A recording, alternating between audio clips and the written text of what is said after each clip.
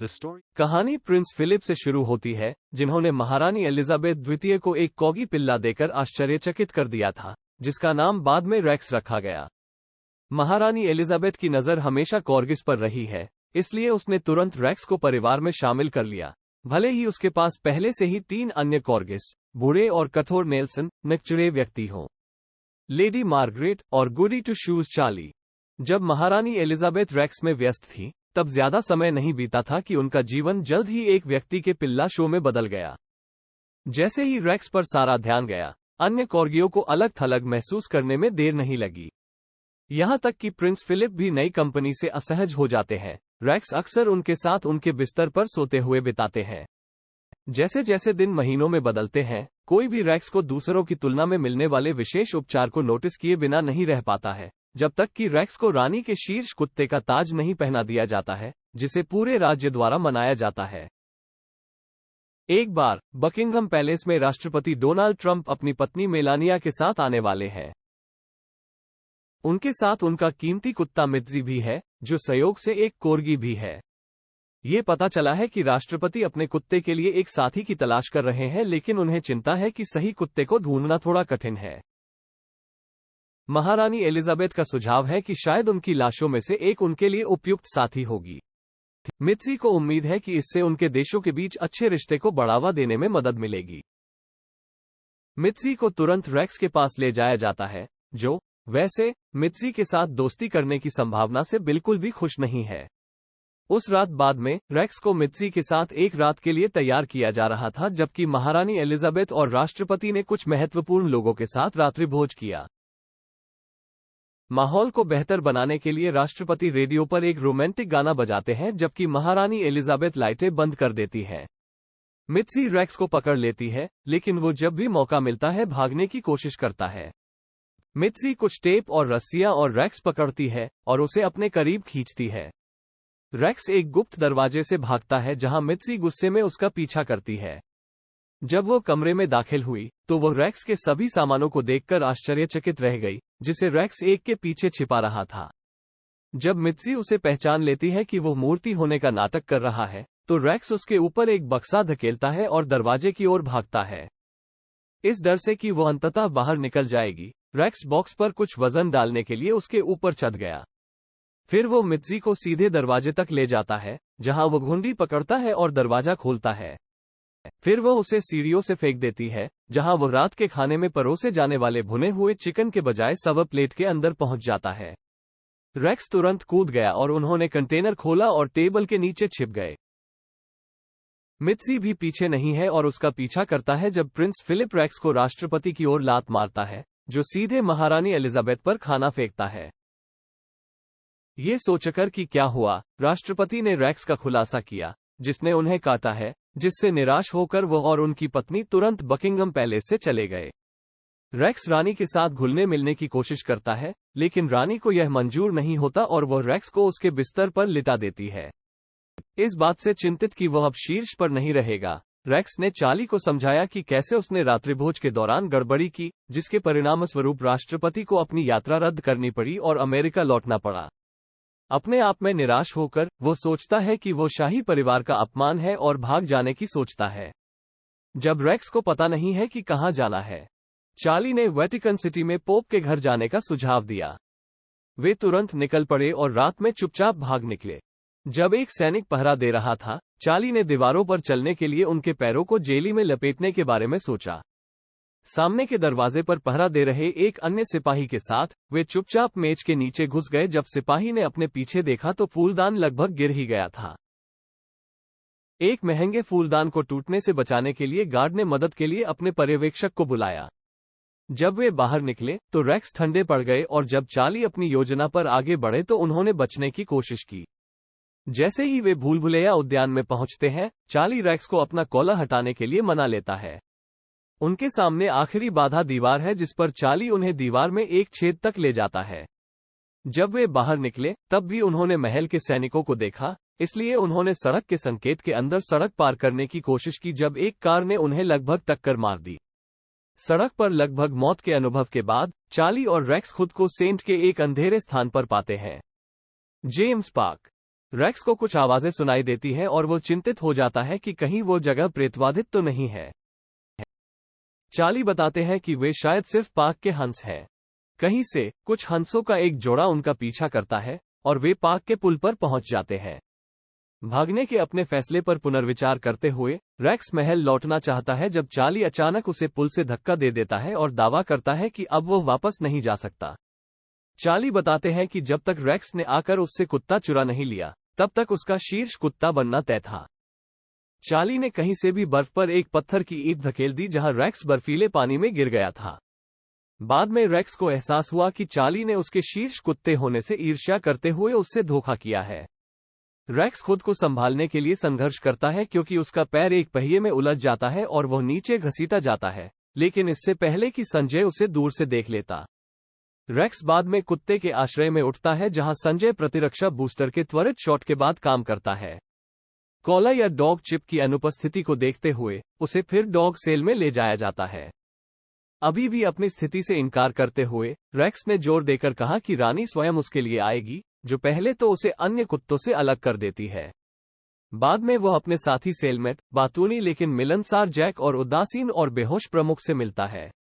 Jack तुरंत racks को आश्रय स्थल पर तथाकथित घर के नियमों से परिचित कराता है। अगले दिन कुत्ते की देखभाल करने वाले ने देखा कि रैक्स गायब है और उसने रानी को सूचित किया। रैक्स के लिए पूरे बकिंगम पैलेस में तलाश करते समय चार्ली रानी को बुलाता है, जिसे पूरे लॉन में एक सॉसेज और कुछ केचप बिखरा हुआ मिलता है और यह मान लेता है कि रैक्स को लोमड़ियों ने मार डाला है, केवल उसका कॉलर पीछे रह गया है। बाद में उन्होंने रैक्स के लिए अंतिम संस्कार किया, जहां चार्ली ने अपना सर्वश्रेष्ठ अभिनय किया। रानी को उसके लिए बहुत बुरा लगा, जिससे वो यह विश्वास करने लगी कि वो रैक्स का सबसे अच्छा दोस्त है। इस बीच आश्रय में जैक चिंतित रैक्स को सांत्वना देने की कोशिश करता है और सुझाव देता है कि साप्ताहिक सार्वजनिक दर्शन के दौरान उसे फिर से घर में रखा जा सकता है, जहां लोग गोद लेने की उम्मीद में आते हैं। रैक्स का दावा है कि वो दोबारा घर नहीं जाना चाहता क्योंकि वो महल में लौटने के लिए प्रतिबद्ध है।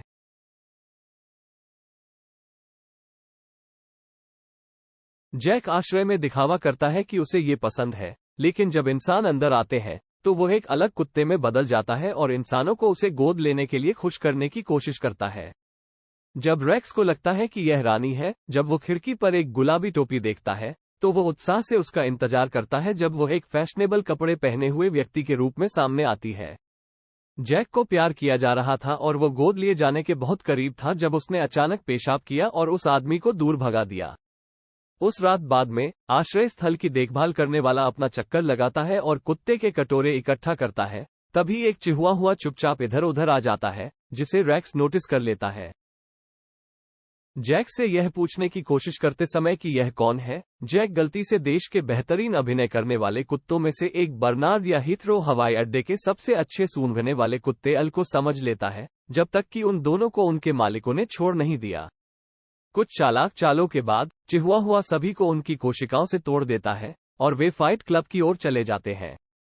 रैक्स को आश्चर्य होता है कि यदि उनकी कोशिकाओं से बाहर निकलना बहुत आसान है तो वे पीछे क्यों रहते हैं, जब जैक बताते हैं कि आश्रय सर्दियों के दौरान बाहर फंसे रहने से कहीं बेहतर है।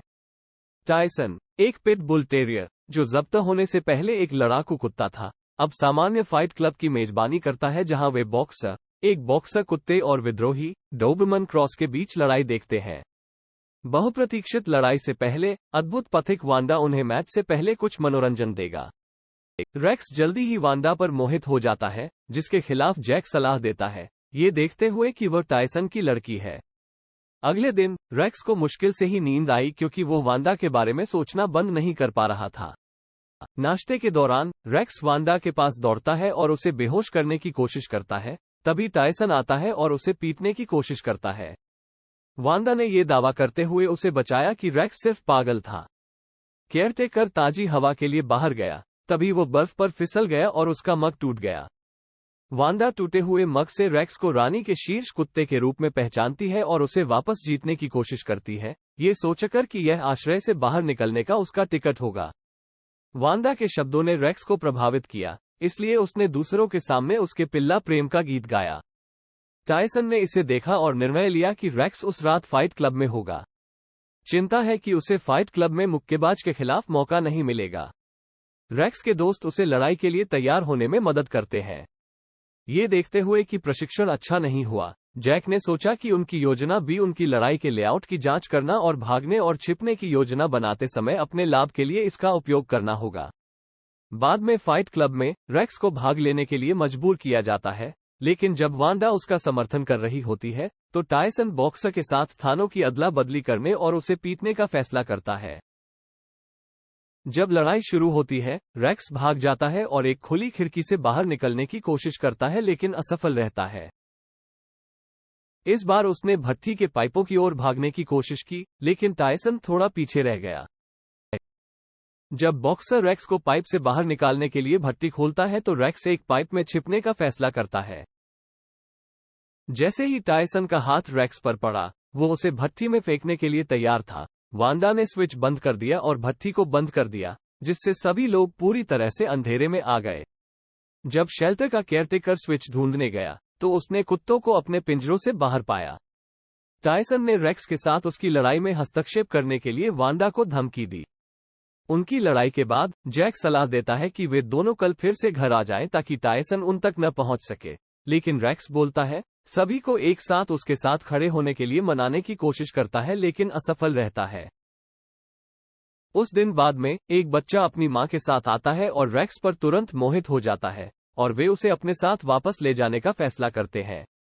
रेक्स भाग गया और ठीक उसी समय आश्रय में लौट आया जब वांडा को उसके विश्वासघात के लिए टायसन से मार पड़ रही थी। रेक्स टायसन के सामने खड़ा होने की कोशिश करता है, लेकिन जब दूसरे कुत्ते मारपीट के लिए तैयार होकर रेक्स के लिए खड़े हो जाते हैं तो वह आसानी से उसे चकमा दे देता है। यहां तक कि प्रमुख भी खड़े हो गए और सभी को आश्चर्यचकित करते हुए लंबे समय में पहली बार बोले।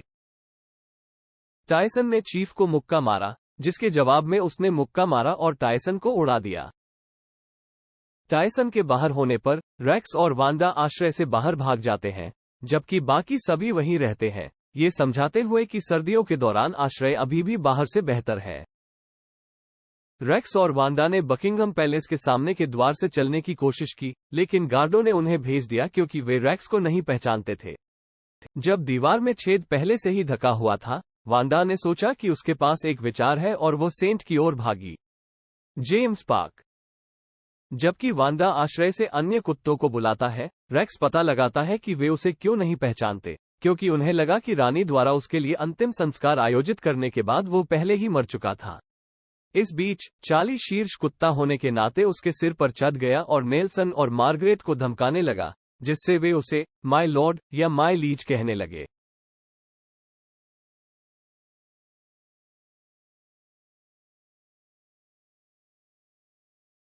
जबकि आश्रय कुत्तों ने अपनी आवाज से गार्डों का ध्यान भटकाया, रेक्स और वांडा चुपचाप अंदर घुस गए।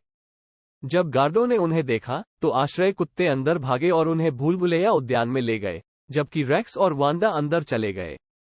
रेक्स ने चार्ली से उसके विश्वासघात का सामना किया, जिसे उसने दूर करने की कोशिश की। इसके बाद उसने वांडा को कमरे की अलमारी खोलने के लिए उकसाया।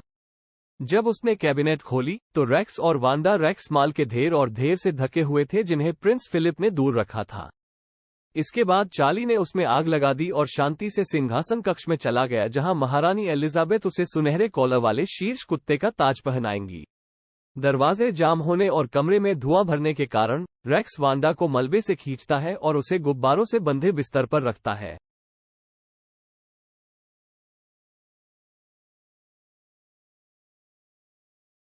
फिर वो उसे चिमनी की ओर ले जाता है और खुद बचने के लिए कुछ गुब्बारे पकड़ लेता है। वांडा मदद के लिए आश्रय कुत्तों को बुलाती है और उसे डर है कि रेक्स जलते हुए कमरे में फंस गया है। चीफ ने दरवाजा तोड़ दिया, लेकिन वांडा रेक्स को नहीं ढूंढ पाए, इसलिए उन्होंने आग बुझा दी। चीफ और जैक ने पानी की नली पकड़ ली, जबकि वांडा, अल और बर्नार्ड ने आग बुझाने वाले यंत्र पकड़ लिए।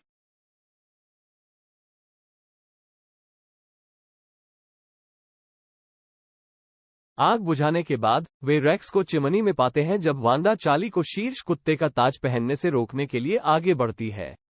वो सुनहरे कॉलर को पकड़ती है और रानी और अन्य लोगों को फुसलाकर कमरे में ले जाती है, जहां वे रेक्स को जीवित पाते हैं।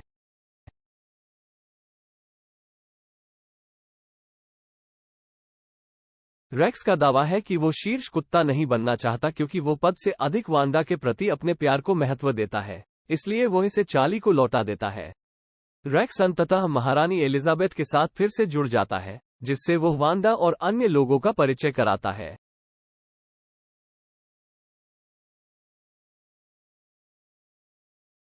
ये दावा करने के बाद कि प्यार कैसे रहस्यमय तरीके से आगे बढ़ता है, महारानी एलिजाबेथ का दावा है कि वो दूसरों को भी अपनाएंगी।